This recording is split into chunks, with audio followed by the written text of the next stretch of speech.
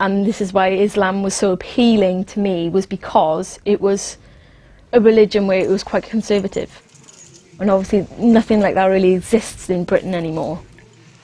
While most girls in Britain wear what they want, practicing Muslim women often wear hijab, a headscarf and long loose clothing.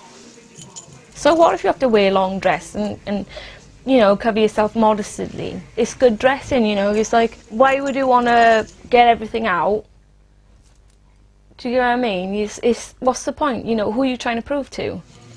If you're really okay with yourself, who cares what you wear? I'm a very fashionable person, but I'll do it with my own style. Things won't be out, my legs won't be out, my bum won't be out, do you get what I mean? But I'll still look really nice. There's a way of dressing that looks nice and modestly, you know. And it says in the Quran that a woman can chase knowledge if she wishes. You know, it's like everybody gets really excited because I'm like a newborn Muslim and everybody's like, oh, will you pray for me, will you pray for me? How long have you been wearing the headscarf? I kind of experimented with it, I gotta be honest. I kind of put a scarf in my hair and wondered like, can I do this, you know? But it's like, there are Muslims out there that don't even wear hijabs, you know, like you know, as well, do you know what I mean? It's like, you don't have to wear it. Whom it may concern, Claire Louise Evans, aka Safia.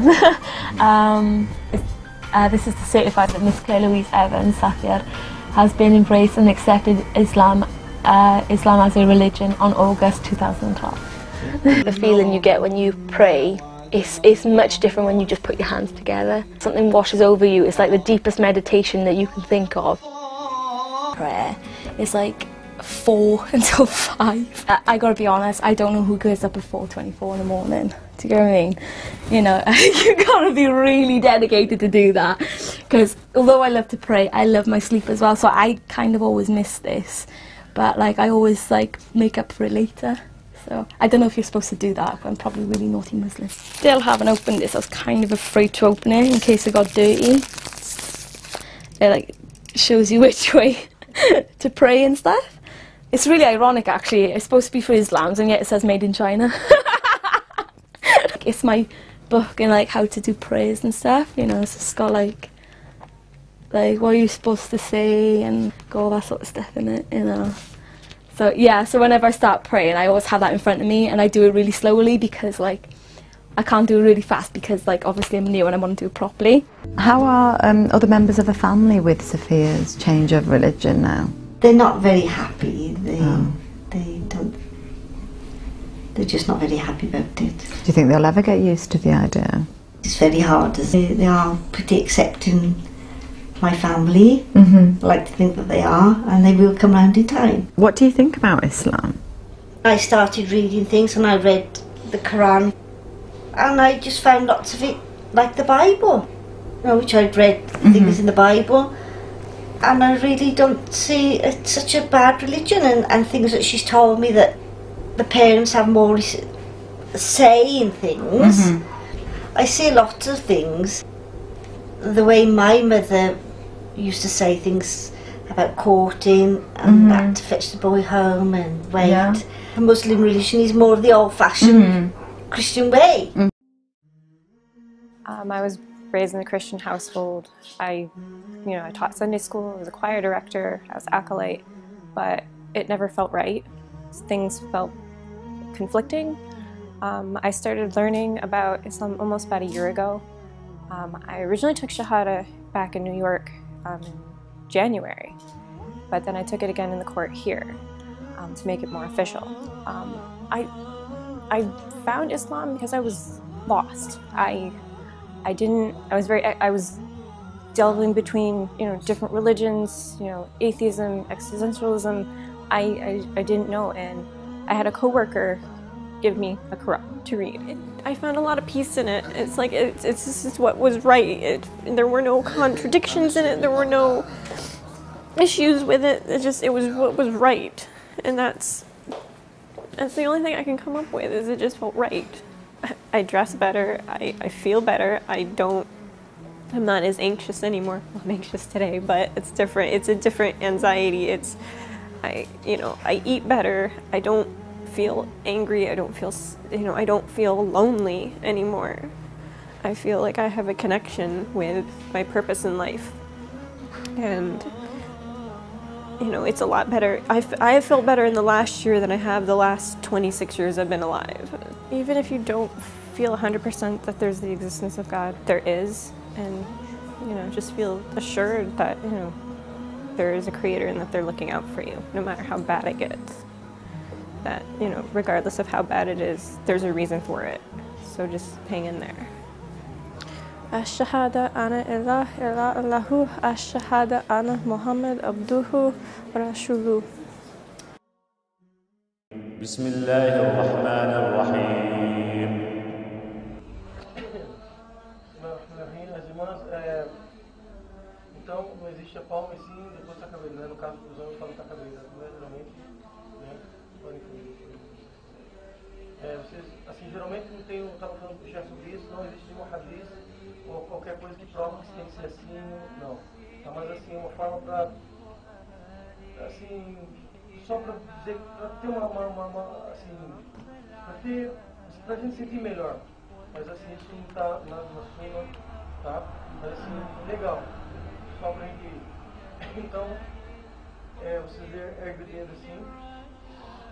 Você vai falar comigo, eu vou falar, depois você vai pedir. Certo? Aí depois falar no português. Ashhadu an la ilaha illallah ashhadu anna Muhammadan Rasulullah. كلمتان حبيبتان إلى الرحمن خفيفتان على اللسان ثقيلتان في الميزان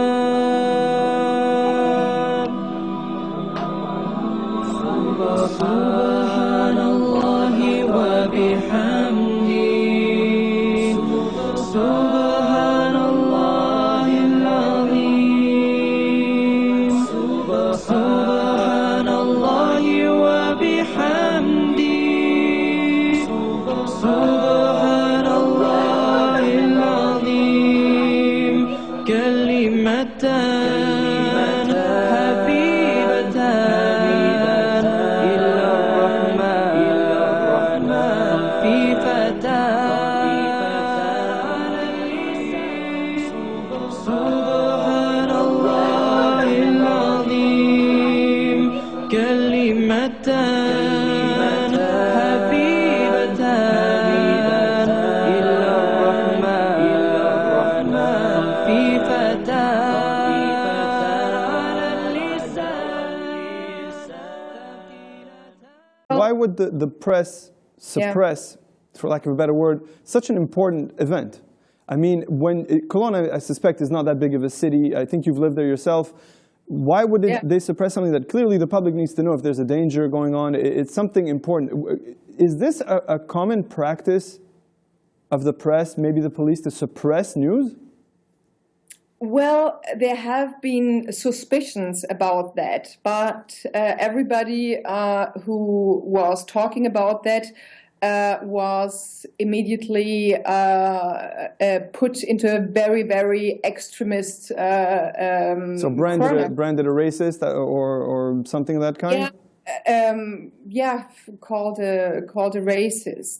So the interesting thing about the press cover-up was that the first statement about these attacks was, we don't know who it was, but it wasn't any refugees. So that was already kind of weird. Then it turned out that it actually was migrants who recently came in. And so that's confirmed. It was migrants who recently came in since Merkel opened the doors of Germany. Yes, since she stepped out of the Dublin Accord and opened the frontiers. And then it turned out that it was really what witnesses have been describing since the beginning. People of men of North African appearance. Well, I think Germany has a big problem with morals. So. So when you say big problem with morals, you mean there's a fear of this issue of not being tolerant, of not being perceived as tolerant? Yeah, exactly. So, but this is something that's happened in Europe in the past, right? I mean, Rotherham, the case in England was far worse than this. You had upwards of 1,000 young girls being raped by a few people who are of immigrant origin or first generation, also covered up. The level of political correctness in Europe is, I think, much more egregious than in the US. But why was this case different? Why did things change now? My perception is that people are finally starting to talk. On the other hand, that it's the right wing or the far right that's actually drawing attention from this as a backlash. But so, two questions. Why was this case different? And is the benefit going to the far right, or are the leaders more in the center starting to tackle this issue more seriously? Okay, well, that's a big question. First of all, why were people trying to cover it up? So, what is actually the problem? That there seems to be a higher good in Germany, higher than dignity of the human being, and that's they want to protect people from being racist. So there's always an underlying assumption that Germans are racist. So they have to be educated. This is the impression that I get. So they have to be educated by politicians and by the media. So the worst fear that some or many journalists may have is that they're getting the applause from the right corner. Mm-hmm. So they're even prone to not publish facts, well, until the Cologne events, not publish any facts that might help the extremists. And so why is this different? Why did this attack? So let me finish that. Yeah. And there have been proofs to that. For example, this was published just a couple of days ago, that there in the state of North Rhine-Westphalia, where Cologne is, there had been already in the last year a conference of politicians of all parties discussing a problem with North African immigrants.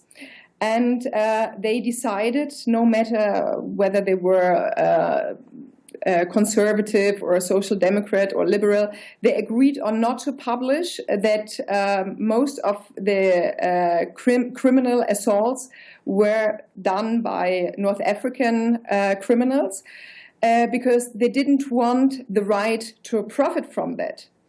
But the problem is people sense when things are not discussed. There has been an interesting survey. It was in summer of last year, so before the crisis really started, and 2/3 of German people acknowledged that they didn't trust media anymore. Mm-hmm. And for a democracy, this is really devastating. It is. It's alarming. 2/3 of the people don't believe in what the media is publishing. I was born ready. My name is Mariam De Leon. I'm 41 years old and I'm from Philippines. I was born Roman Catholic and I was active in church, going to church. I didn't feel the sincerity, how I'm praying. When I came here in Dubai, I see how people are worshiping Allah, how they are very sincere in worshiping Him. And then I asked to my friend, how to become a Muslim? He said, it's very easy. She said like that. I told her, I thought it needs money. That's why I was, long time I want to become a Muslim, but I was scaring how I can be. I'm scared maybe my family, because in my family, no one is Muslim. In my whole family, I just trust to Allah that everything that He showed me this sign, it's like a sign. He showed me this sign. Then I just keep going on. I just trust in Him. No one will stop me. No one can.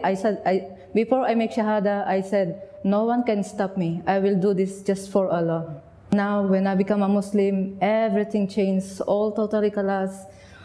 And my life is become easy. Everything goes, it's like everything goes right. Everything is positive. I just trust Allah that everything will be fine. Like before, I am always on negative mind. But now I'm just, everything is easy, cool, like that.